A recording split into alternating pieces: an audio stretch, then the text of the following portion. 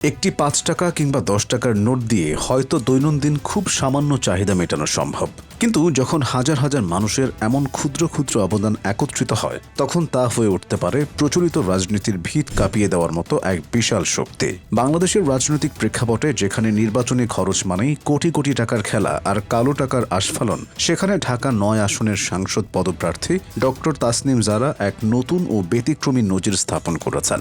সাধারণ মানুষের কাছ থেকে পাওয়া ক্ষুদ্র ক্ষুদ্র অনুদানে তার নির্বাচনী তহবিল সংগ্রহের এই উদ্যোগটি কেবল একটি অর্থ সংগ্রহের প্রক্রিয়া নয়, বরং রাজনীতিকে সাধারণ মানুষের হাতে ফিরিয়ে দেওয়ার এক সাহসী পদক্ষেপ হিসেবে দেখা হচ্ছে। আসন্ন ত্রয়োদশ জাতীয় সংসদ নির্বাচনকে সামনে রেখে জাতীয় নাগরিক পার্টির সিনিয়র যুগ্ম সদস্য সচিব ডক্টর তাসনিম জারা যখন তার নির্বাচনী ব্যয়ের জন্য জনসাধারণের কাছে হাত বাড়ালেন, তখন ফলাফল ছিল সত্যিই বিস্ময়কর। মঙ্গলবার ২৩শে ডিসেম্বর ভোররাত 4:30টার দিকে তার সামাজিক যোগাযোগ মাধ্যমের পাতায় একটি আবেগঘন বার্তার মাধ্যমে তিনি জানান, প্রচার শুরুর মাত্র 7 ঘন্টার ব্যবধানে 12 লাখ টাকারও বেশি অনুদান জমা পড়েছে। এই অভাবনীয় সাড়া দেখে তিনি নিজে এবং তার দল রীতিমতো অভিভূত। এর আগে মধ্যরাতেও তিনি এক আপডেটে জানিয়েছিলেন যে মাত্র 4 ঘন্টায় 5 লাখ টাকার বেশি সংগ্রহ হয়েছে। এই বিশাল অঙ্কের চেয়েও ডক্টর তাসনিম জারাকে সবচেয়ে বেশি যা নাড়া দিয়েছে তা হলো অনুদান দেওয়ার ধরন। এই তহবিলে যে টাকা জমা পড়ছে তার বড় অংশ এসেছে সাধারণ মানুষের পকেট থেকে। কারো অবদান 5 টাকা, কারো 10 টাকা বা 20 টাকা। অনেকে তাদের যৎসামান্য সামর্থ্য নিয়ে পাশে দাঁড়িয়েছেন। বিশেষ করে একজন শিক্ষার্থীর পাঠানো ছোট একটি বার্তা, যেখানে তিনি তার সামর্থ্য অনুযায়ী পাশে থাকার কথা বলেছেন, তা নতুন প্রজন্মের রাজনীতি নিয়ে সচেতনতারই বহিঃপ্রকাশ। এই ছোট ছোট অঙ্কের টাকাগুলো প্রমাণ করছে যে সাধারণ মানুষও চায় একটি স্বচ্ছ ও জবাবদিহিমূলক রাজনৈতিক ব্যবস্থা।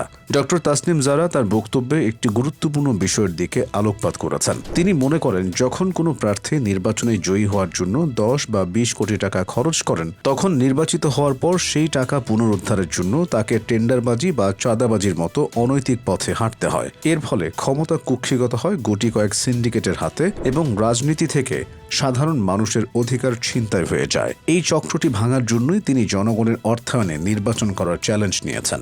তাদের লক্ষ্যমাত্রা নির্ধারিত হয়েছে প্রায় 47 লাখ টাকা, যার মধ্যে 1/4 বেশি ইতিমধ্যেই সংগ্রহ হয়ে গেছে। তহবিল সংগ্রহের এই স্বচ্ছ পদ্ধতি এবং সরকারি জনমানুষের কাছে দায়বদ্ধ থাকার এই ঘোষণা সামাজিক যোগাযোগ মাধ্যমে ব্যাপক আলোচনার জন্ম দিয়েছে।